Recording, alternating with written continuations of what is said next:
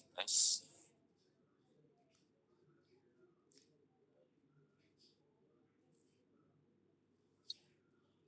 Air, Sen. Air.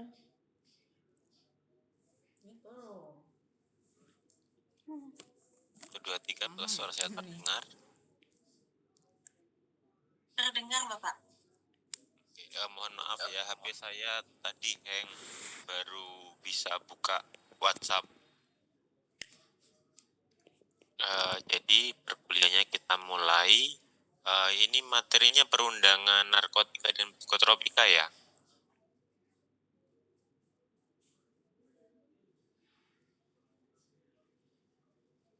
Halo.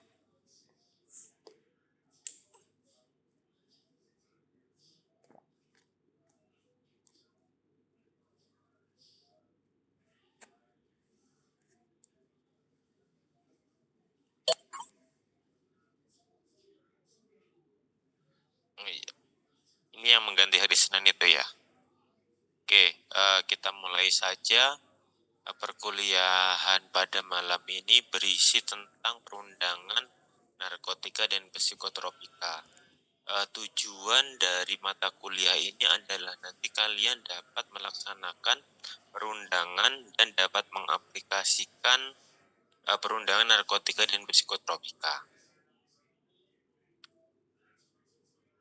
Untuk isinya ada Undang-Undang Nomor 35 2009 tentang narkotika, Undang-Undang Nomor 5 tahun 97 tentang psikotropika, Permenkes Nomor 32 tentang penggolongan narkotika, dan Permenkes Nomor 31 tahun 2023 tentang penetapan dan perubahan penggolongan psikotropika.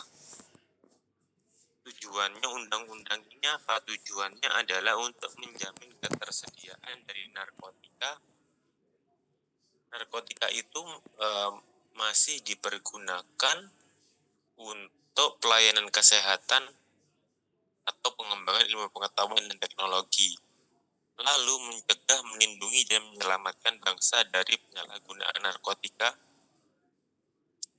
memberantas peredaran gelap dari narkotika dan prekursor narkotika, serta menjamin upaya rehabilitasi medis bagi pecandu narkotika.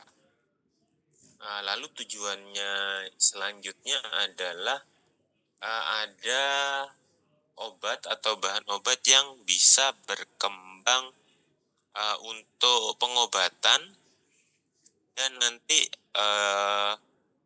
kalau misalkan tidak diawasi secara seksama maka akan dapat menimbulkan kerugian. Lalu selain itu juga ada tindak pidana narkotika yang transnasional. Oleh sebab itu undang-undang ini juga dibuat untuk menanggulangi dan memberantas tindak pidana tersebut. Dasar hukumnya ada Undang-Undang Republik Indonesia UUD 45 pasal 5 ayat 1 dan pasal 20. Lalu Undang-Undang Nomor 76 tentang pengesahan Konvensi Tunggal Narkotika, dan Undang-Undang Nomor 7 tahun 97 tentang pengesahan United Convention Against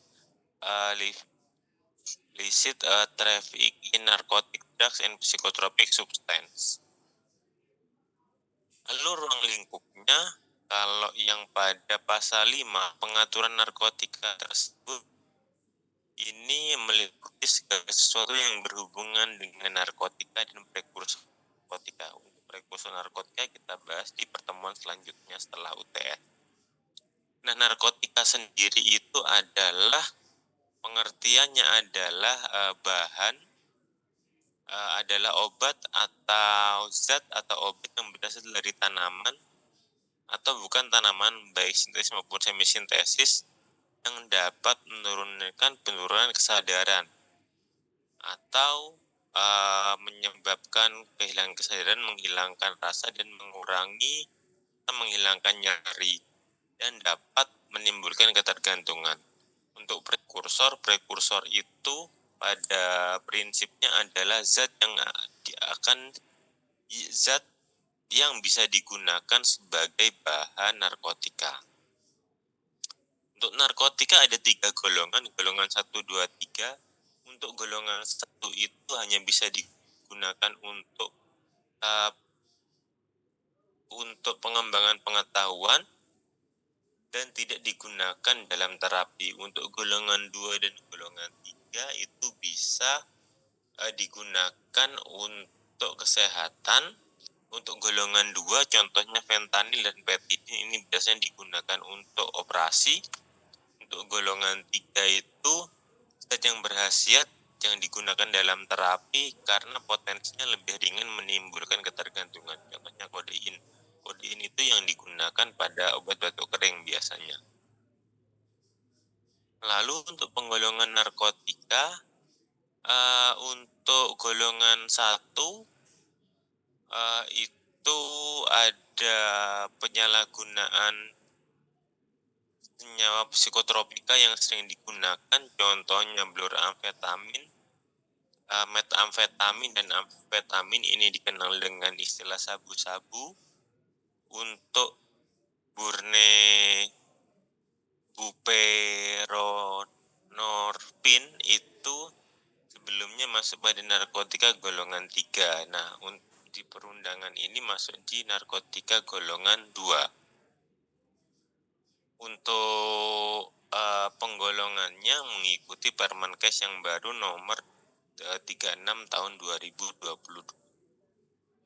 Untuk narkotika sendiri itu boleh digunakan dengan penggunaan tertentu. Untuk narkotika golongan pertama dilarang digunakan untuk kepentingan kesehatan, hanya digunakan untuk pengembangan ilmu pengetahuan atau reagensia diagnostik. Nantinya laboratorium yang menggunakan itu atas persetujuan menteri mendapatkan persetujuan menteri. Persetujuannya itu oleh atas rekomendasi dari BPOM. Lalu rencana kebutuhan untuk narkotika itu juga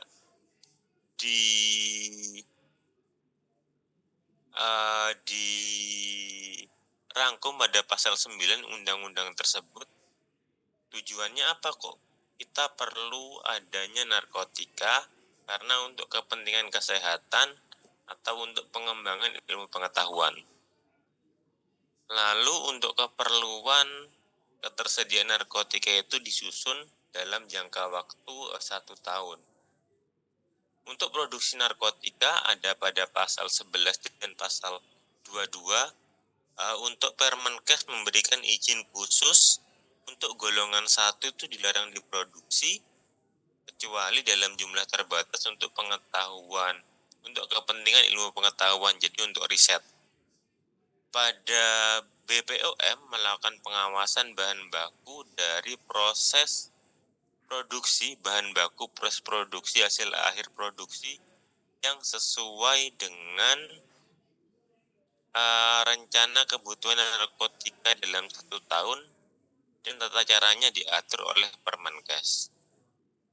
Lalu ketika kita memiliki narkotika, biasanya ada di apotek atau di rumah sakit atau di puskesmas, itu harus ada tahapan penyimpanan dan pelaporannya. Ada di pasal 14. Untuk narkotika sendiri itu bisa berada dalam penguasaan industri. Jadi industri yang ditunjuk satu-satunya itu Kimia Farma.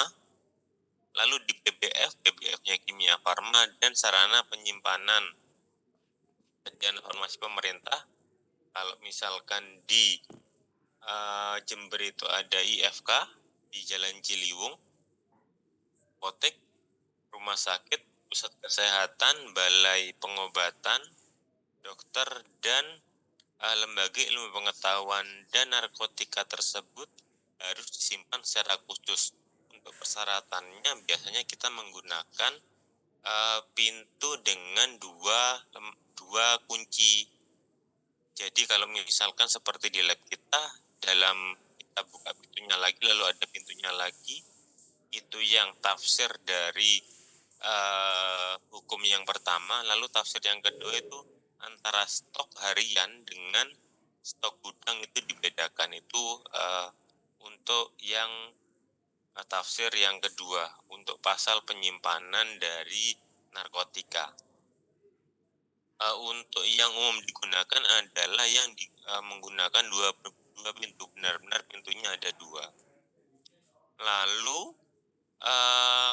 kalau misalkan kita memiliki narkotika, wajib membuat dan menyampaikan laporan secara berkala. Nanti laporannya itu kalau misalkan di instalasi farma ada namanya program SIPNAP. Nanti di SIPNAP kalian bisa mengetahui list-list dari contoh narkotika dan psikotropika. Untuk contoh laporan SIPNAP akan saya susulkan di MMP kemungkinan besok.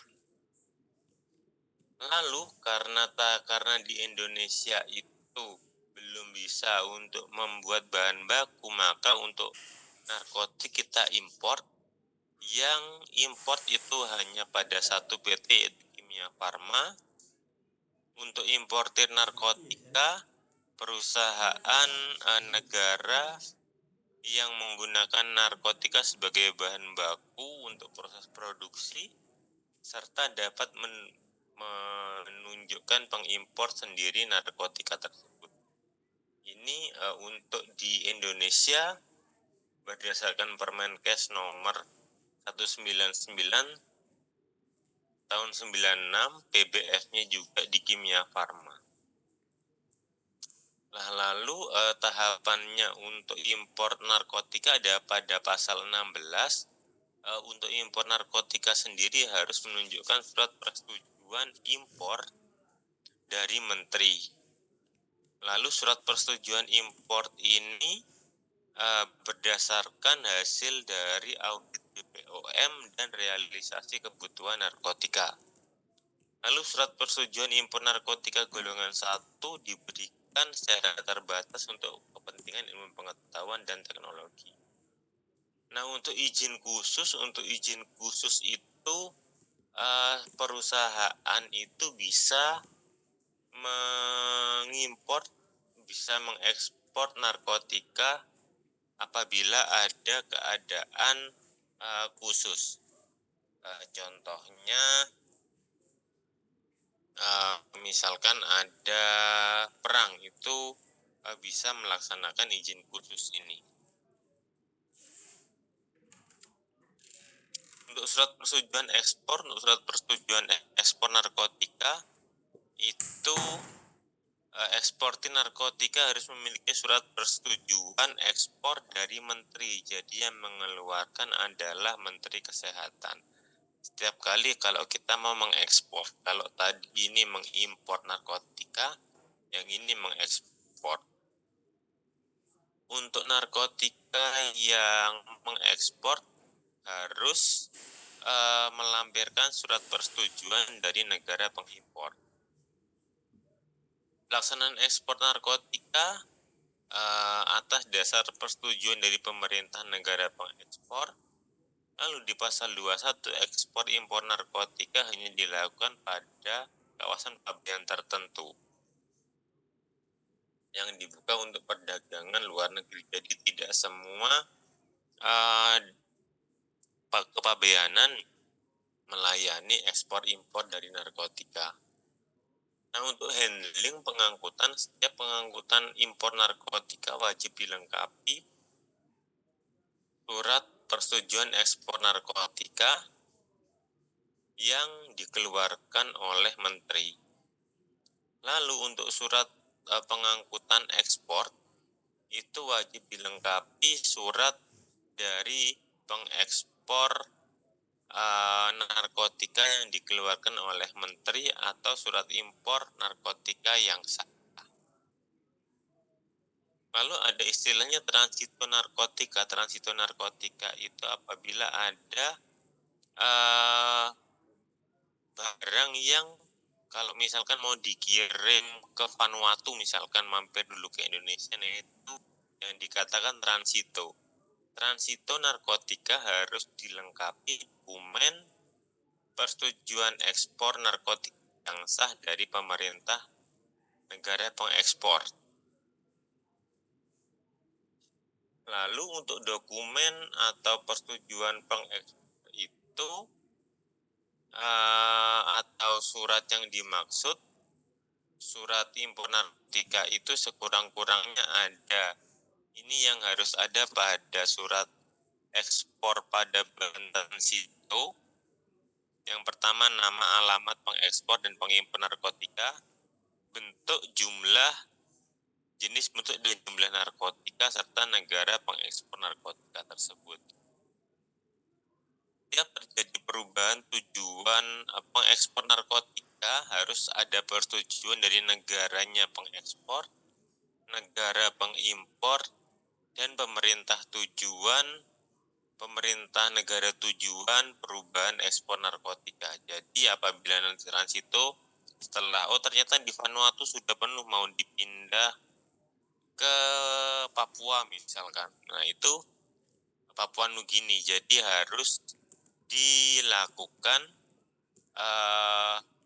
harus ada persetujuan dari 3 daerah tersebut, itu dari pemerintah pengekspor narkotika, pemerintah pengekspor narkotika, dan pemerintah negara tujuan untuk ekspor narkotika tersebut. Apabila terjadi kerusakan pada narkotika kemasannya, itu bisa dilakukan pengemasan kembali. Untuk pengemasannya itu di bawah kemasan narkotika yang mengalami kerusakan harus dilakukan di bawah tanggung jawab pengawasan dari pejabat Bea Cukai dan BPOM.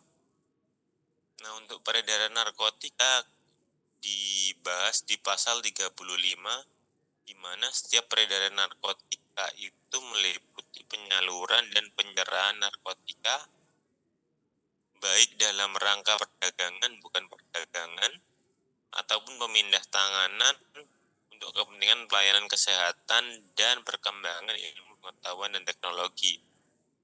Jadi ini peredaran narkotika yang diperbolehkan oleh perundangan. Sebagai contoh, kalau misalkan ada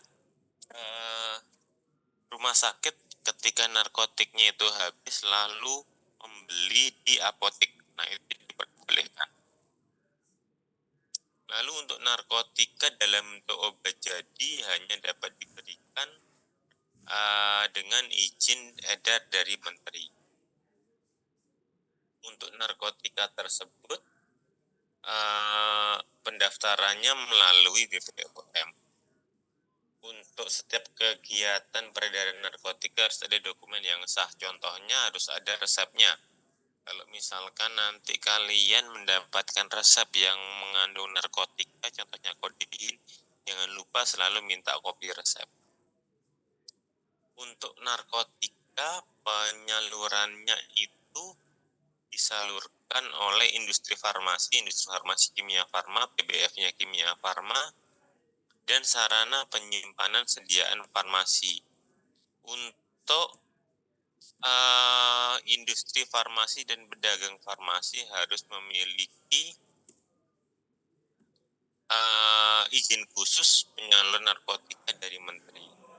Nah, untuk di industri farmasi itu bisa menyalurkan pada PBF, apotek, dan sarana penyimpanan instalasi farmasi pemerintah, contohnya farmasi kota dan rumah sakit. Kalau di PBF itu hanya bisa memberikan ke subdis lain, pedagang besar farmasi tertentu lainnya, bisa dialihkan ke subdis, ke apotek, atau ke sarana penyimpanan farmasi pemerintah, ini di GFK, Gudang Farmasi Kota. Lalu di rumah sakit, lembaga ilmu pengetahuan, dan pusat kesehatan masyarakat atau di puskesmas. Kalau misalkan yang di sarana instalasi farmasi pemerintah itu hanya bisa memberikan di rumah sakit pemerintah, puskesmas, dan balai pengobatan tertentu. Jadi apabila nanti ada kasus peredaran narkotika dari industri farmasi, ketika langsung mau disalurkan ke balai pengobatan itu tidak diperbolehkan, atau ke puskesmas itu tidak diperbolehkan. Lalu untuk narkotika golongan 1 itu disalurkan pada lembaga ilmu pengetahuan tertentu untuk kepentingan pengembangan iptek. Untuk penyerahan narkotika itu hanya bisa dilakukan di apotek, rumah sakit, puskesmas, balai pengobatan, dan dokter. Untuk apotek itu hanya bisa menyerahkan kepada instalasi rumah sakit, pusat kesehatan, apotek lain ini biasanya nempel balai pengobatan, dokter apabila dokternya tersebut jauh dari apotek, dan pasien apabila pasiennya menggunakan resep. Untuk rumah sakit, apotek, dan puskesmas, balai pengobatan, penyerahan narkotika itu hanya pada pasien berdasarkan resep dokter.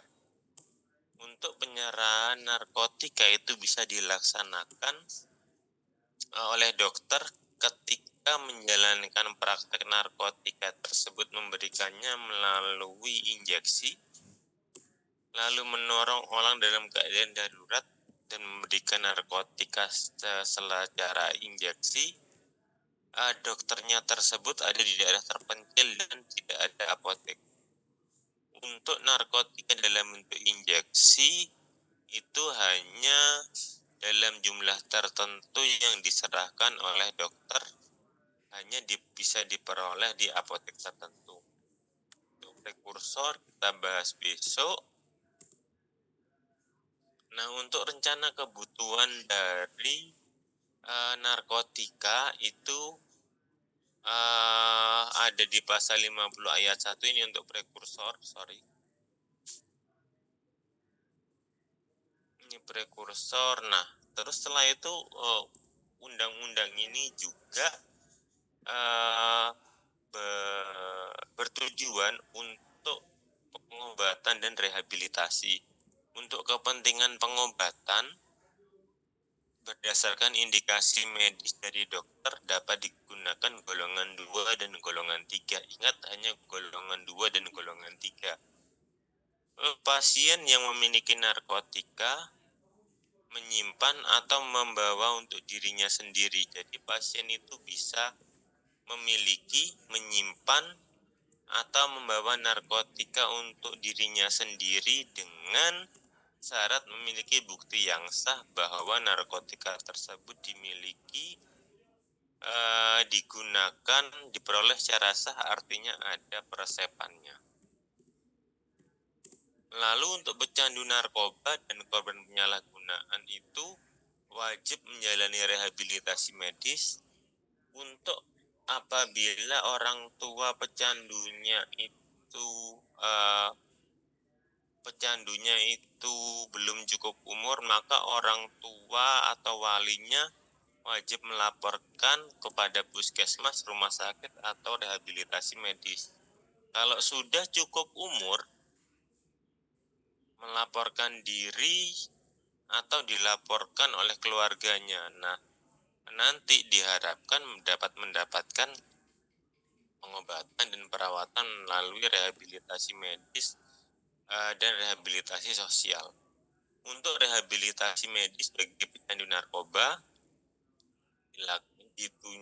dilakukan di rumah sakit yang ditunjuk oleh menteri.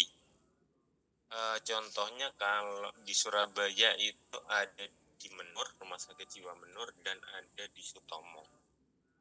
Lalu untuk lembaga rehabilitasi itu bisa diselenggarakan oleh instansi pemerintah atau masyarakat untuk melakukan rehabilitasi medis bagi pecandu narkotika. Nah, selain itu untuk pengobatan pecandu narkotika itu bisa diselenggarakan oleh instansi pemerintah atau masyarakat melalui pendekatan keagamaan. Biasanya ada di pondok pesantren. Kalau yang saya tahu itu ada di daerah Pasuruan, itu ada pondok pesantren yang spesialisasinya menangani rehabilitasi narkotika. Lalu untuk rehabilitasi pecandu narkotika diselenggarakan oleh instansi pemerintah maupun masyarakat. Untuk pembinaan dan pengawasan pembinaan itu meliputi upaya untuk memenuhi ketersediaan narkotika. Ketersediaannya untuk apa? Untuk pelayanan kesehatan atau pengembangan iptek. Lalu mencegah penggunaan dari penyalahgunaan dari narkotika. Lalu mencegah generasi muda itu dan anak sekolah dalam penyalahgunaan narkotika, mendorong dan menunjang kegiatan pengembangan ilmu pengetahuan untuk kepentingan kesehatan dan meningkatkan kemampuan lembaga rehabilitasi medis bagi pecandu narkotika. Untuk pengawasan dari narkotika itu, narkotika dan prekursor untuk kepentingan kesehatan ini yang harus diawasi. Lalu alat-alat yang potensial yang dapat disalahgunakan untuk melakukan tindak pidana narkotika dan prekursor narkotika, evaluasi keamanan, khasiat mutu produk sebelum diedarkan, produksi, impor ekspor, peredaran, pelabelan informasi, penelitian dan pengembangan ilmu pengetahuan itu yang harus diawasi dari narkotika. Untuk pencegahannya pemerintah itu pemberantasan peredaran gelap narkotika atau P4N ditangani oleh BNN. Nah, BNN ini dia lembaga pemerintah non kementerian bertanggung jawab kepada presiden. Tujuannya itu untuk pengelolaan narkotika dan prekursor psikotropika, pencegahan dan pemberantasan serta penyalahgunaan peredaran gelap dari prekursor dan narkotika. Ketika sudah expired atau tidak layak digunakan, maka pemusnahan bisa dilakukan apabila tidak memenuhi persyaratan lalu kadaluarsa berhubungan dengan tindak pidana. Nah, ini yang sering terjadi, pemusnahan ganja dengan cara dibakar. Nah, jadi satu lapangan ngefly semua itu. Ini ketika golongan 1 ada Bapak Saniferum dan seterusnya, ini nanti ada di perundangannya sudah saya lampirkan. Golongan 2, golongan 3. Nah, selanjutnya untuk psikotropika itu masih menggunakan Undang-Undang Nomor 5 tahun 97. Untuk psikotropika tersebut itu ciri khasnya adalah perubahan pada aktivitas mental dan perilaku. Jadi psikotropika itu digunakan untuk penanganan mental. Untuk psikotropika sendiri itu berdasarkan Undang-Undang Nomor 35 tidak mencabut Undang-Undang Nomor 97, tetapi ada beberapa yang diganti, terutama ada hubungannya dengan golongan. Untuk psikotropika digolongkan menjadi 4 golongan.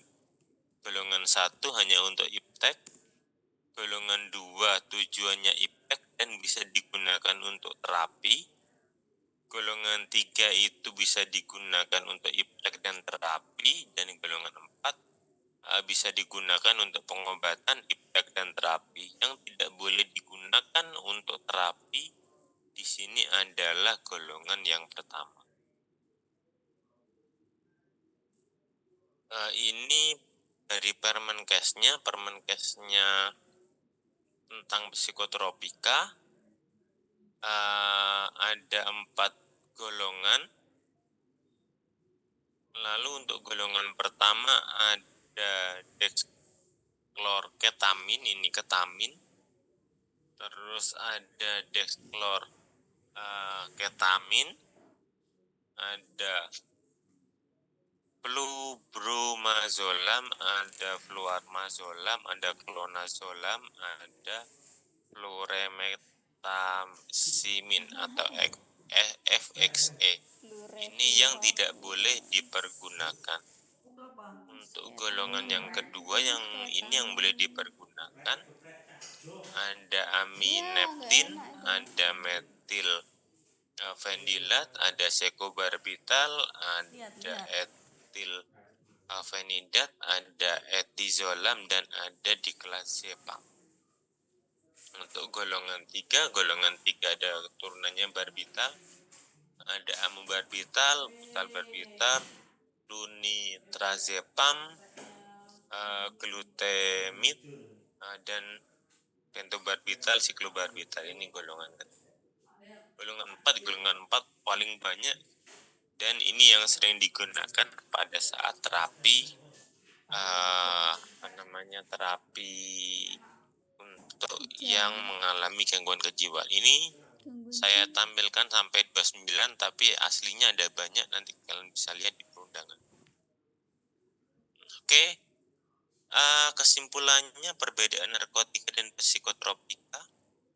Kalau misalkan narkotika itu ada kata-kata menghilangkan nyerinya, biasanya digunakan untuk menghilangkan nyeri yang hebat.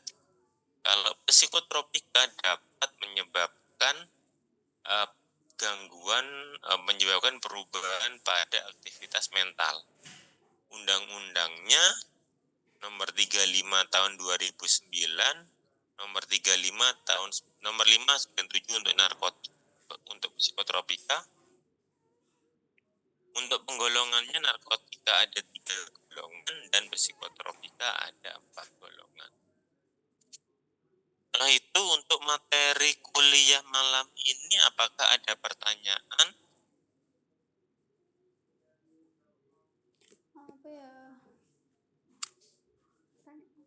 Komisi Bapak, mohon izin bertanya.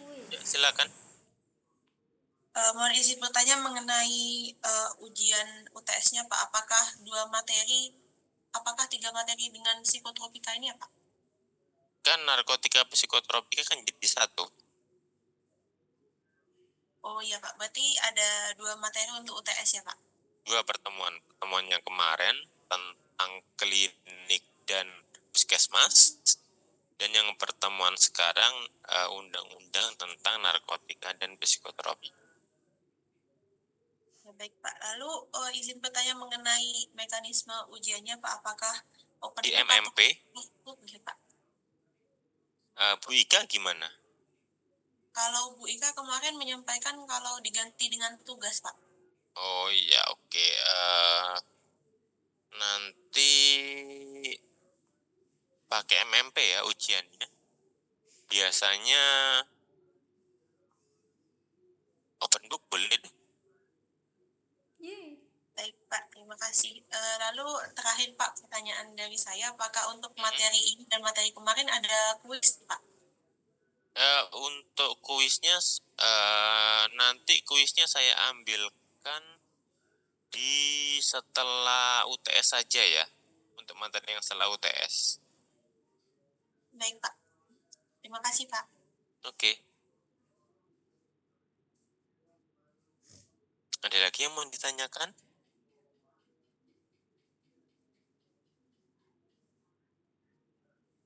Ada?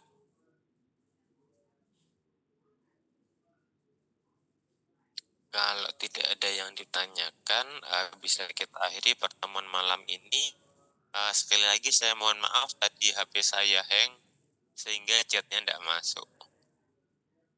Oke, terima kasih. Saya tutup. Assalamualaikum warahmatullahi wabarakatuh.